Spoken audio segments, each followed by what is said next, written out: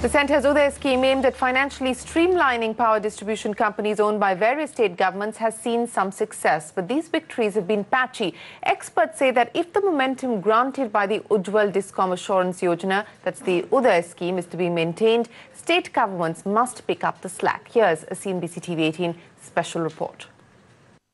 Since Power Minister Piyush Goyal launched the Ujjwal Discom Assurance Yojana or UDAY in November 2015, a number of participating states have seen their power distribution companies undergo a financial revival.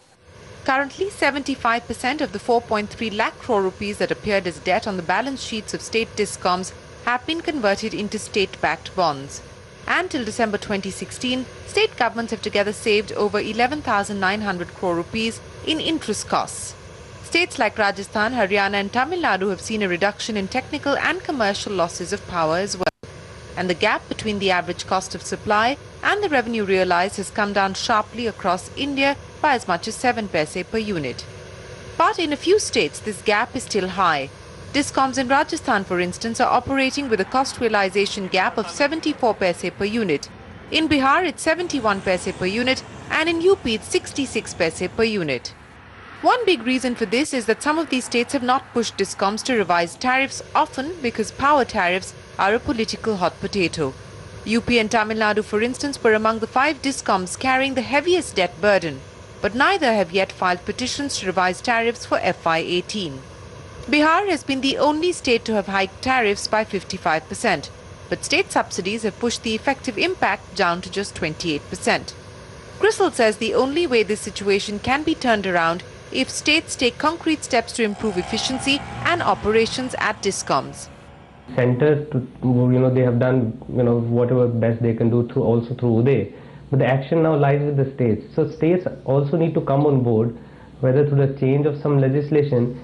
And I'm not saying that outright privatization. You can also look at the role of, maybe a joint venture role with central government playing some role, or also option of, private sector playing some role through management control or management contract in some of the areas.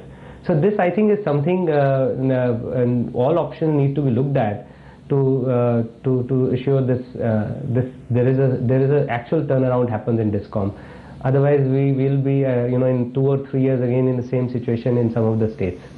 Outright privatization of discoms may not be a politically viable option, but experts say alternative business models like the outsourcing of billing and revenue collections may work. Some state governments, it appears, are already in talks to get such models off the ground. I know of a lot of states who are slowly looking at multiple models of distribution franchisee. So within that, we have a input-based calibrated capex model. We have another management operator model now coming up in certain states. These are all models of private participation, which at the end of the day helps the discoms to achieve the UDAY's objectives. This ties into CNBC TV 18's recent report that NTPC might be looking at entering the power distribution business. Experts say this has 2 advantages. One, it removes the fear of privatization of state discoms since NTPC is a central PSU. And 2, NTPC can put its experience of operating as a commercially sound enterprise to set discoms right.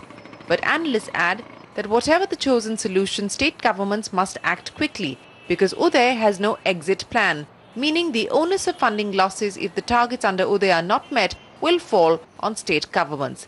In New Delhi with Anshu Sharma, this is Shireen Bhan.